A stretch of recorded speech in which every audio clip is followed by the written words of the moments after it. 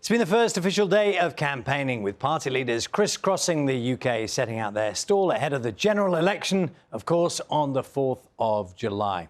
There will be 650 seats up for grabs, and throughout this morning on Breakfast, we're taking a look at 3 constituencies in particular. The first one we're going to take a look at is in the East Midlands.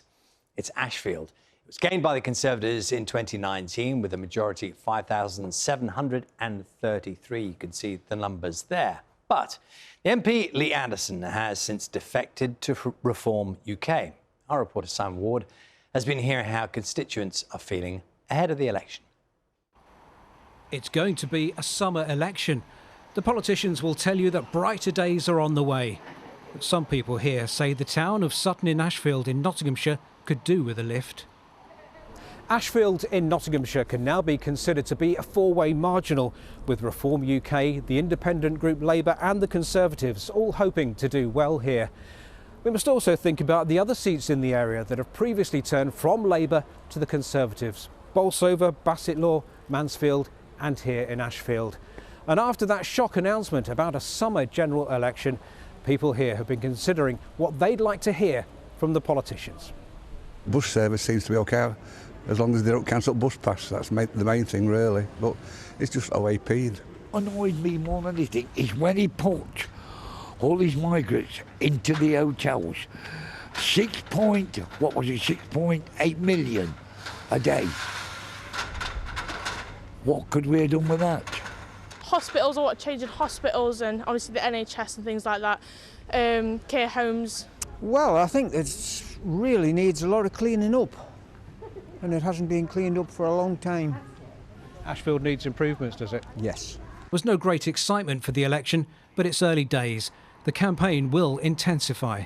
Lee Anderson is the Reform MP here, and he's previously been the Conservative MP for Ashfield on what's been a long political journey for him. Ria Keane will be the candidate for Labour, and for the independent group who run the local council here, they have Jason Zadrozny as their candidate. There's a lot for voters to consider. The other parties haven't yet announced their candidates for this constituency. Simon Ward, BBC News. Well, we're joined now by the leader of the Reform Party, Richard Tice. A very good morning to you. Good to see you from Westminster. Can we pick up on Simon's point there? He talked about Lee Anderson, previously a Conservative MP. The reality where Reform candidates are standing is that they will be taking votes from the Conservatives and, in doing so, potentially gifting seats to Labour in the Red Wall.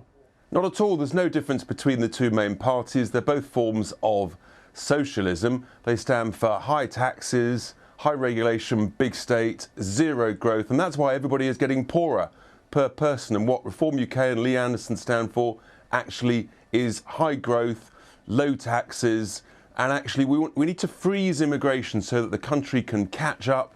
The migration statistics released yesterday show that essentially the Tories have allowed mass immigration over the last 2 years. More people have settled in the UK than in 950 years up until 2010. OK, we'll come back to immigration in a moment. I just want to ask you again about these marginal seats. If we look at Bury North, not far from here, where there's 105 votes in it, or Haywood and Middleton, 600 votes in it, do you dispute that in a situation that's that tight, it's unlikely you're going to take the seat, but you will take enough seats from the Conservatives to give the seat to Labour?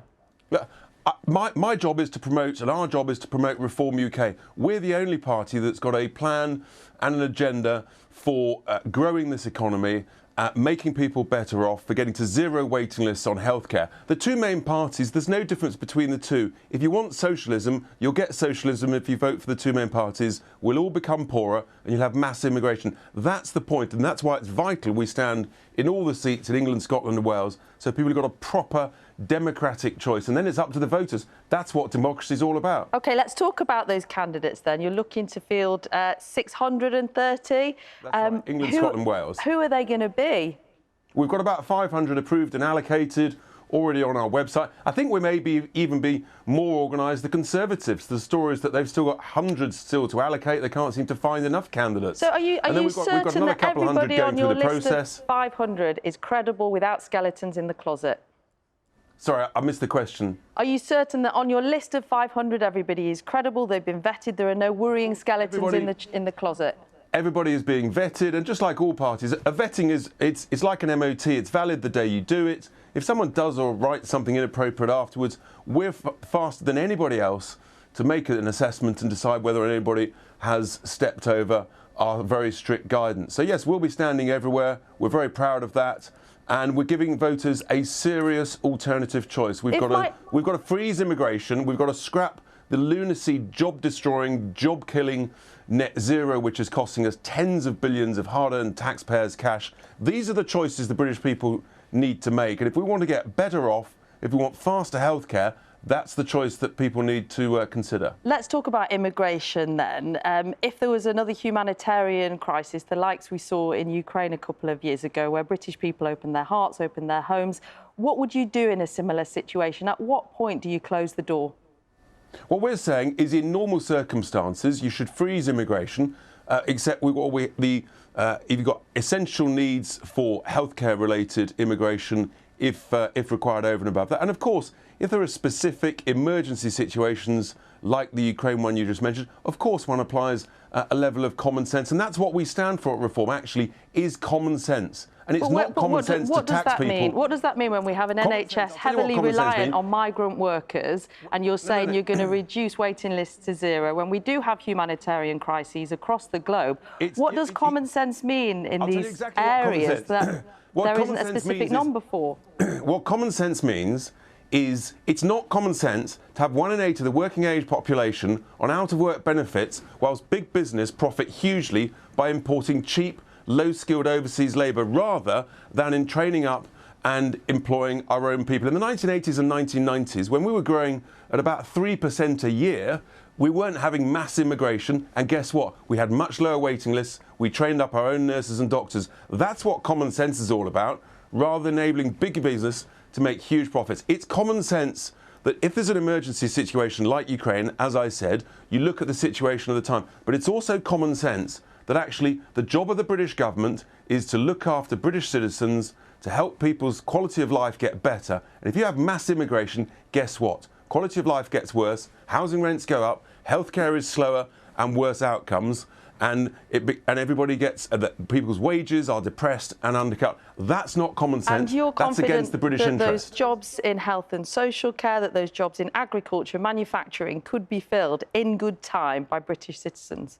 Absolutely, because that's how it worked really rather well in the 1980s and 1990s. What mass immigration has done has depressed British wages. It's put unacceptable demand on our housing. Young people suffer the most. It's simply unfair. Young people all over the country having to pay much, much higher rates, can't get on the housing ladder. Older people suffering because they can't get faster access to healthcare because of the huge extra pressure on public services. And for the media and big business to say, we need lots of mass immigration. No, we don't. What we actually need is common sense policies, train up our own people, make work pay. So while you're lowering taxes and training up young UK citizens, where will the money come from? The money will come from, for example, scrapping the hugely expensive job-destroying net zero. For example, the Bank of England is voluntarily, negligently, paying interest on all the QE money that was printed. That's about £35 billion a year. The Treasury and the Chancellor, they can't dispute my figures because I'm right. This money is being used to enrich city institutions away from the taxpayer rather than pay for what we say, which is our plan to get to zero waiting lists on healthcare in just 2 years. Hang on. No, it's really critical. We're the only political party that with a serious plan for healthcare to get to zero waiting lists. We're ambitious, we're optimistic, we're businesslike, we've got a plan. No one else has. And you're the only party who doesn't seem to be concerned about the future of the planet. That's something that does affect young people. We know that it's at the forefront of the minds of young voters.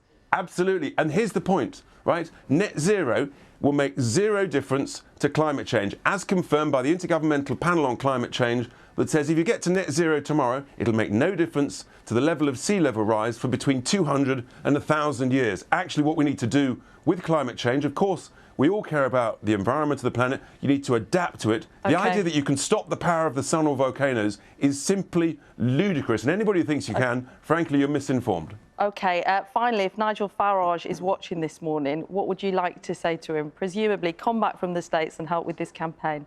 He's not in the States, he's here, he's confirmed yesterday. And I'm thrilled that he's helping the campaign throughout the 6 weeks until July the 4th. He's going to be everywhere, all over the country, campaigning. And actually, the way to save Britain is to vote for the common sense policies of Reform UK. Are you disappointed that he's not standing for you?